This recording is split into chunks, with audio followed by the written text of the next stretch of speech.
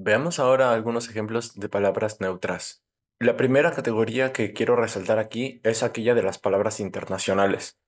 Lo cierto es que muchas palabras del alemán son internacionales, pero con esta categoría vamos a referirnos principalmente a las del inglés. Por ejemplo, palabras como das Taxi, das Radio, das T-shirt, das Restaurant, das Hotel. No todas estas palabras tienen como origen la lengua inglesa, por ejemplo, das Restaurant, pero el inglés ha jugado un papel muy importante en su globalización. La gran mayoría de este tipo de palabras van a ser su plural agregando una S. Die Taxis, die Radios, die T-shirts, die Restaurants, die Hotels. Sin embargo, hay algunas que van a hacer su plural con una E. Por ejemplo, la palabra das Telefon haría su plural con die Telefone.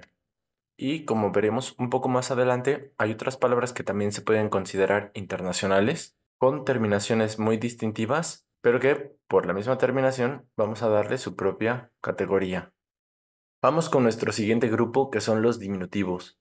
El diminutivo en alemán se forma con el prefijo lein y con chen. Por ejemplo, con lein tenemos das Schätzlein, literalmente el tesorito. Esta palabra se puede usar de cariño entre una pareja. Otra con line sería la palabra Röslein, que significa rosita. Con Chen, por ejemplo, tenemos Kätzchen, gatito, o también tenemos Hähnchen, que esta palabra sí nos va a aparecer en el diccionario a diferencia de las demás. Esta literalmente significaría pollito, sería el diminutivo de Hahn, el gallo. Hähnchen se utiliza en el contexto de la cocina. Los diminutivos en alemán no hacen ningún cambio a la hora de formar su plural. Quiere decir que el plural de Schätzlein se queda igual, o para decir gatitos también se dice die Kätzchen.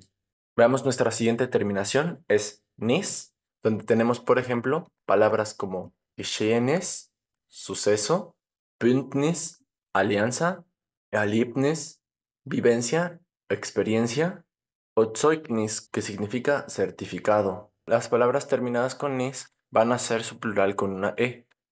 Y además van a duplicar la S que ya tenían. Die Geschehnisse, los acontecimientos, die Bündnisse, die Erlebnisse, die Zeugnisse. Y vamos con nuestro siguiente grupo. Igual que nis, la terminación tum nos sirve para formar sustantivos abstractos. Por ejemplo, tenemos la palabra Altertum, que significa la era o la edad en el contexto histórico. Tenemos das Judentum, que es el judaísmo, o también das Christentum, el cristianismo. Incluso también podríamos tener das Deutschtum, que significaría algo así como lo que es propio de Alemania o de los alemanes. Y estas palabras terminadas en tum van a ser su plural agregando umlaut sobre la u y er al final. Die Altertümer, las edades, las eras, aunque con estas palabras de aquí abajo, Judentum, etc., no tienen plural, porque son conceptos que se utilizan en singular. Podríamos poner otro ejemplo tal vez aquí con la palabra Eigentum, la propiedad, y esta sí se puede hacer en plural, nos quedaría die Eigentümer. Y vamos con nuestra siguiente categoría, que son palabras que inician con ge.